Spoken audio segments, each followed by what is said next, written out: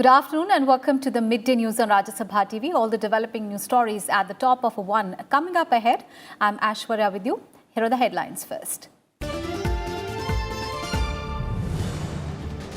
Top Pakistani Jaish-e-Mohammed commander among two terrorists killed in Shopia encounter.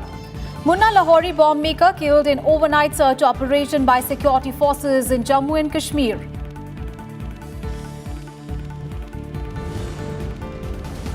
GST rates on electrical vehicles cut from 12% to 5%. EV chargers to cost less. Reduced rate effective from 1st of August. Council also approves exemption from GST on hiring of electric buses.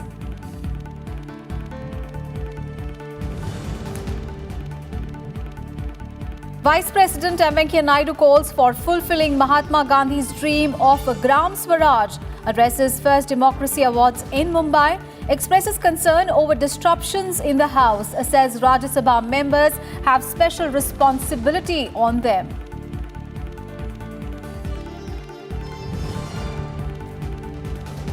Rain fury to continue in Mumbai, flights delayed, traffic affected. Mahalakshmi Express with 700 passengers on board stranded, 117 rescued so far. 13 killed in rain-related incidents in Uttar Pradesh. Flood toll crosses 200 this season in Assam and Bihar.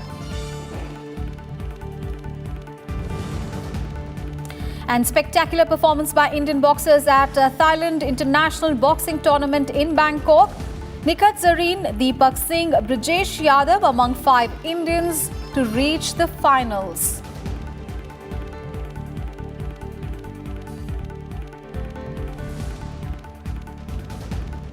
Our top stories from Jammu and Kashmir, where the most wanted Jaish-e-Mohammed, the terrorist, was shot dead in an encounter with the security forces in Jammu and Kashmir's Shopian district today. Munna Lahori, Pakistani-based terrorist group's leader in south of Kashmir area, was shot dead along with his local associate in an encounter in Bona Bazar area. The police said that Munna Lahori was responsible for 2 car bomb attacks on security forces and also had killed several civilians in the Kashmir Valley. The police launched a cordon and search operation based on specific information about the presence of terrorists in the Bona Bazar area. And this operation then turned into an encounter after the terrorists opened fire at the search party.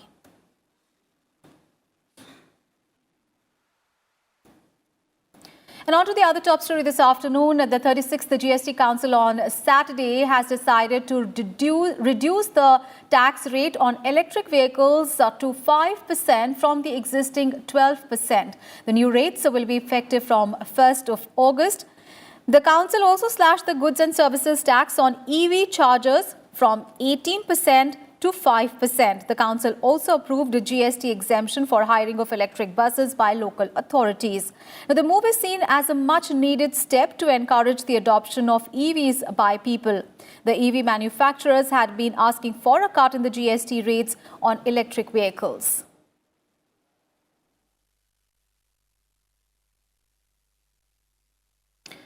News from Tripura now, where the 3-tier panchayat elections in the state began this morning, and voting is being held in only 15% of the total seats, as 85% of the seats have already been won by the ruling BJP unopposed. Now, elections are being held in 833 Gram Panchayat seats, 82 Panchayat Samiti seats and 79 Zilla Parishad seats.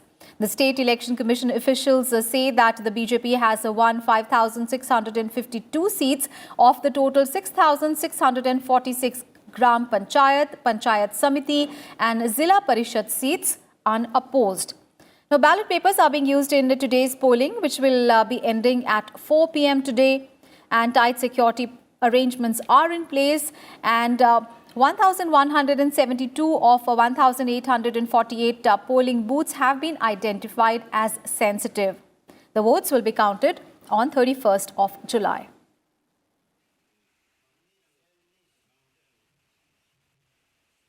News from Karnataka now, where among the first decisions of a new Karnataka Chief Minister B.S. Yediyurappa was the announcement of additional relief of 4,000 rupees to be given to the beneficiaries of the Pradhan Mantri Kisan Samman Yojana scheme.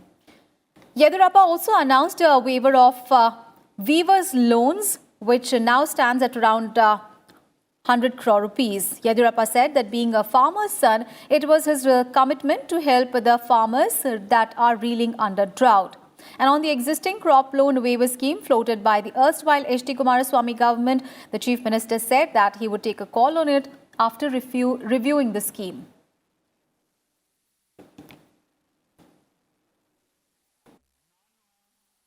I don't believe in vindicative politics. I believe in forget and forgive saying. Let good thoughts flow from all sides. I take all people's opinion and accept and implement the good ones. And BJP Working President J.P. Nadda presented a report card of Modi 2.0 government on Friday. Addressing a press conference at the party headquarters in the national capital, he said that its first 50 days have been exemplary. Citing various decisions of the government, he said that it has taken several steps to improve the lives of people, such as providing tap water to every household by 2024, further expansion of the rural roads under Pradhan Mantri Gram Sadak Yojana, to name a few.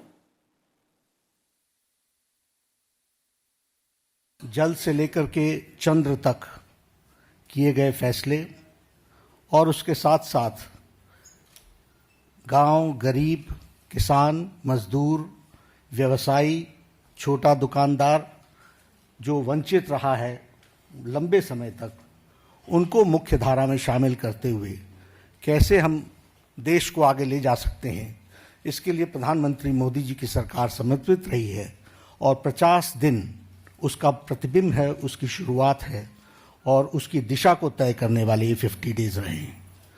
सबसे बड़ी बात तो मोदी जी की सरकार की दृष्टि से देखा जाए तो एक परंपरा रही है कि हम 100 डेज पर बताते हैं, लेकिन मोदी जी ने अपने 50 डेज का ही रिपोर्ट कार्ड देश के सामने, दुनिया के सामने रखना तय किया और किस तरीके से ऐसे फैसले लिए गए जो बहुत ही जिसके लिए पॉलिटिकल विल चाहिए और दृष्टि चाहिए, विजन चाहिए, उसको ध्यान में लेकर के लिए गए।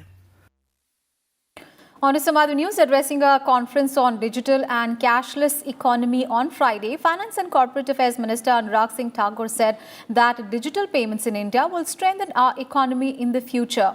He also talked about the central government implementing a direct benefit transfer and Aadhaar-linked payments, which have curtailed corruption. To ensure digital literacy in every household, the central government has also started the Prime Minister Rural Digital Campaign, which aims to make 60 million adults digitally literate in rural India, wherein more than 10 million people have already been trained. Government initiatives depend on government push. Digital payments is succeeded by people's push. The Jam Trinity, combining over 36 crore Jan Dhan accounts of the poor with Aadhaar and mobile, with direct benefits of welfare measures, have crossed more than 1 lakh crore in deposit of July 2009, as of July 2019. In midday news, we'll take a very short break. We'll be right back with more news. Don't go anywhere.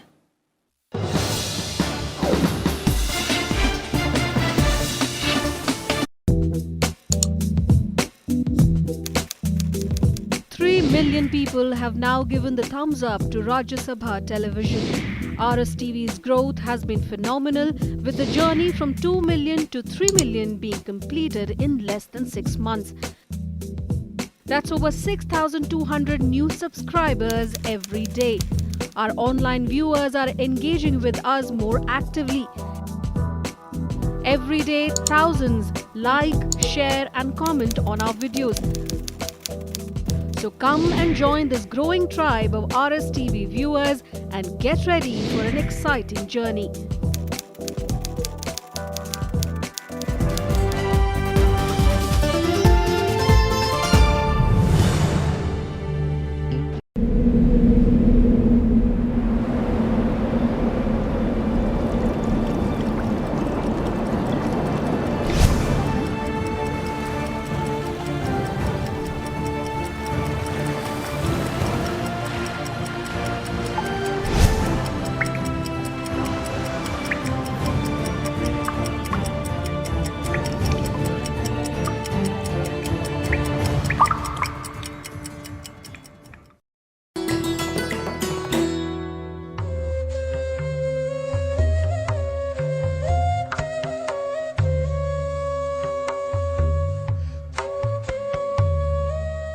Delhi's rich history and heritage is also a story of monuments marking the beginning of eras and kingdoms.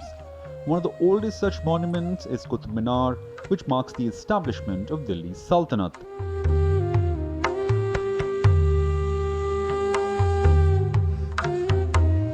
Qutb Minar was commissioned by Qutbuddin Aibak, who laid the foundation of Mamluk dynasty rule in India.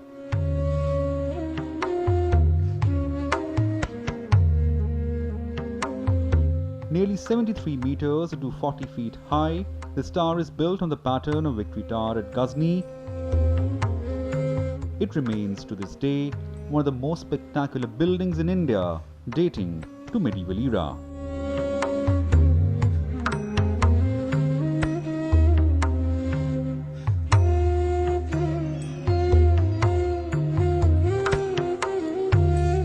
The red sandstone minaret is divided into 5 stories, each of which has a balcony. The view from its top, now rare, once overlooked the old walls and the ruins spread over the vast expanse of plains in Delhi.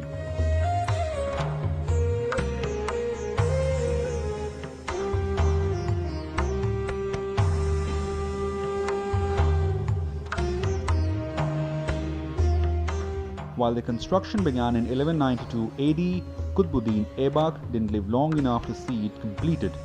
The minar was eventually completed in 1220 by his successor Iltutmish.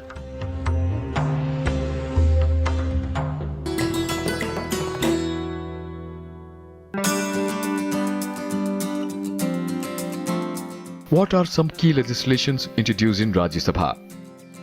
Some of the key legislations introduced in Rajya Sabha are the Hindu Marriage and Divorce Bill 1952, the Hindu Succession Bill 1954, the Medical Termination of Pregnancy Bill 1969.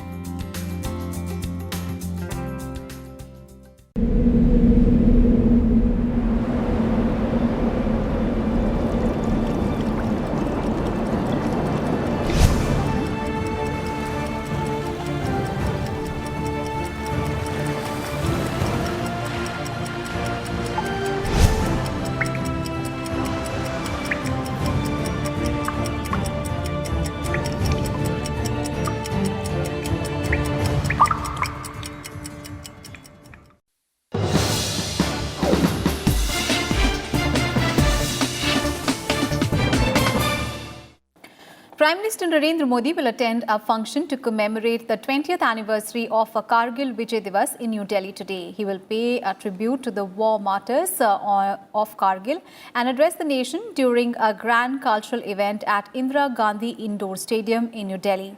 On Friday, as the nation observed the anniversary of the victory, PM Modi paid tributes to the soldiers who fought in the 1999 Kargil War. As a build-up to the 20th anniversary celebrations in the national capital began on 14th of July with the illumination of a victory flame from the National War Memorial.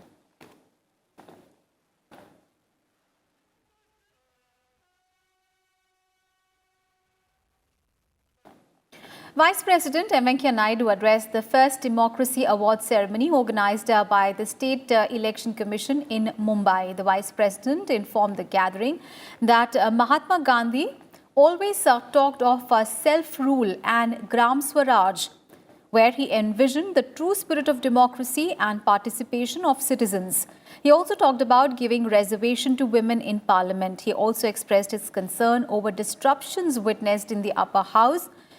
Vice President Naidu also expressed his happiness over the fact that the present government has accepted the recommendations of the 14th Finance Commission, which has awarded 292 crore rupees to panchayats for 2015-2020, which is more than 3 times the grant of the 13th Finance Commission.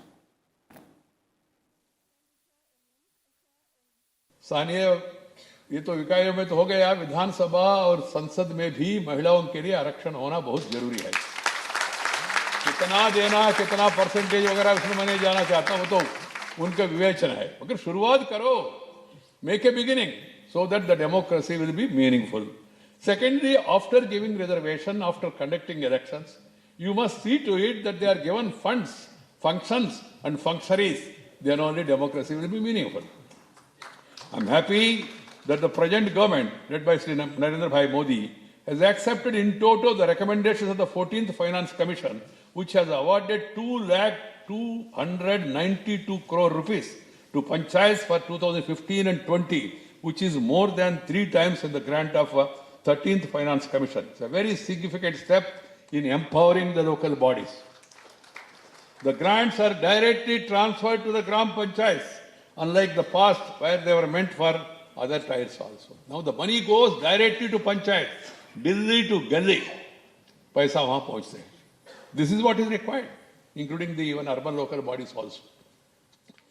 The share for rural local governments have increased from 0.5% to 2% of the total allocation when compared to 13th Finance Commission. It's a very happy development, happy devolution, and the devolution first lead to further evolution, and it should lead to a revolution of giving more funds to the local bodies. Democracy is all about debate, discussion, and decision. This cannot be replaced by disorder, disruption, and delay in legislation, which is nothing but a negation of the spirit of democracy.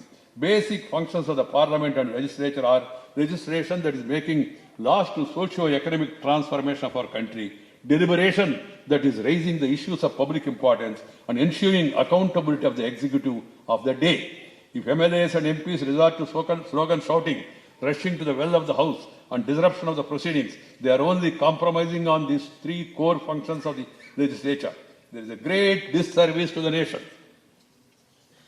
and parliamentary democracy. In every election, people have certain mandate to gives certain mandate to the elected governments. Thereafter, the chosen government go about delivering the promises made to the people next few years. Respecting such a mandate of the people and allowing the governments of the day to deliver as per the mandate should be an essential principle of functioning of such legislature. Opposition parties do have the right and responsibility of seeking government to deliver on the promises made by them during the polls. Opposition can and should take the government to task if they deviate from what has been offered to the people, for which effective instruments are available in Parliament and the legislature. And now update on monsoons. Well, the rainfall woes are not yet over for Mumbai, as the latest forecast of the Indian Met Department says that more rainfall is likely. Heavy to very heavy rainfall has been predicted in few places in the city and the suburbs. And after incessant rains over the last 24 hours in Mumbai, the Western Naval Command has deployed 8 rescue teams in flooded areas, including 3 diving teams as well. The heavy downpour caused waterlogging and traffic snarls in several parts of Mumbai and also led to flight delays. 11 flights were cancelled, 9 were diverted due to heavy rains today. Meanwhile, over 117 of the 700 passengers have been rescued from stranded Mahalakshmi Express. The train is held up since 3 a.m. between Badlapur and Vangani in Maharashtra, which is 100 kilometers away from Mumbai. 5 battalions of the NDRF teams have also been deployed in various parts of Mumbai to rescue stranded people. And IMD has put Konkan, Mumbai and adjoining cities on heavy rain alert. Meanwhile, at least 13 people were killed in rain-related incidents in the past 24 hours in Uttar Pradesh. An official statement said that 8 deaths were reported on Friday, 5 from the state on Thursday. And UP Chief Minister Yogi Adityanath has directed the respective district magistrates to provide 4 lakh rupees each as relief to the kin of the deceased. Showers in many areas of the national capital brought down mercury on Friday, and the Met Department has predicted cloudy skies and light to moderate rain and thunder showers through the day today. Meanwhile, floods in Assam have claimed 5 more lives. This happened on Friday, taking the total death toll in the state to 80. This even as water levels in all the affected districts receded further.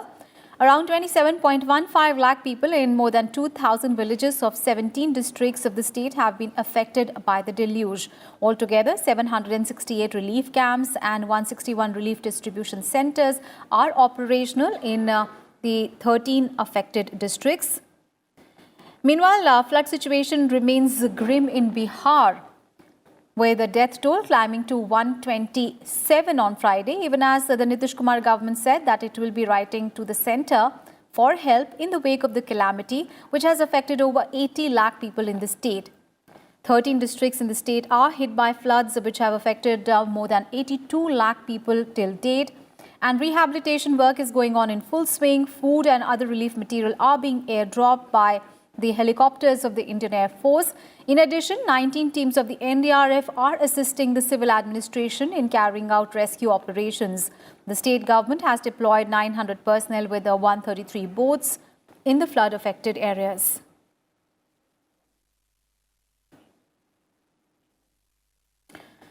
And India, along with other BRICS nations, has called on all the states to prevent the financing of terrorist networks and terrorist actions from their territories. The 5 nations of BRICS, namely Brazil, Russia, India, China and South Africa, condemned terrorism in all its forms and manifestations during the meeting of the BRICS foreign ministers at Rio de Janeiro in Brazil. The BRICS nations call for concerted efforts to fight terrorism under the auspices of the United Nations on a firm international legal basis. India was represented by Minister of State for Road Transport and Highways, V.K. Singh. The ministers exchanged views on key issues on the agenda. They underscored the importance of giving mutual exchanges and also data sharing. India also reportedly called for a strong action against fugitive economic offenders.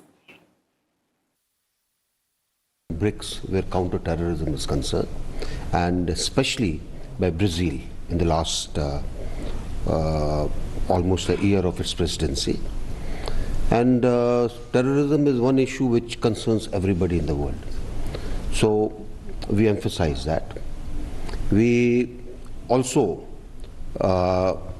emphasize that restructuring of the United Nations as such, various organs, and to bring it in sync with the realities of the world today, in terms of representations, in terms of how various regions who remain unrepresented as part of the Security Council structure. So we said that the BRICS needs to take this issue more positively. General V.K. Singh also held a bilateral meeting with Brazilian Foreign Minister H.E. Ernesto Araújo on the sidelines of the BRICS summit. During our bilateral meeting with the Foreign Minister, we also built up on this in terms of relationship between Brazil and India, how science and technology needs to be taken forward, how agricultural cooperation needs to be taken forward, how both India and Brazil can benefit from it. And we exchange views on how things are today in our neighborhood and in Brazil's neighborhood. Sports news now. Former world junior champion Nikhat Zareen led 5 Indian boxers into the final as the semi-final action concluded at the Thailand Open International Boxing Tournament in Bangkok on Friday. Along with Zareen, the others aiming for the gold today will be Asian Championships silver medalist Deepak, GB Boxing silver medalist Mohammad Hasmuddin, Asian Championships silver medalist Ashish Kumar and Indian Open silver medalist Brijesh Yadav. However, the journey of Manjurani, Ashish and Bhagyabati Kachri came to an end in the semi-finals as they had to settle for bronze medals. And a high-level 10-member committee has been constituted under the chairmanship of Sports Minister Kiran Rijiju to coordinate and strategize the preparation for the 2020 and the 2024 Olympic Games. The objective of the committee is to ensure that the performance of the Indian athletes is optimized in the Olympics and other multidisciplinary events. Now, this committee comprises prominent sportspersons like Olympic medalists tennis ace Leander Paes and shooter Gagan Narang, among others. And that is the wrap on this edition of Midday News. Thanks so much for your time.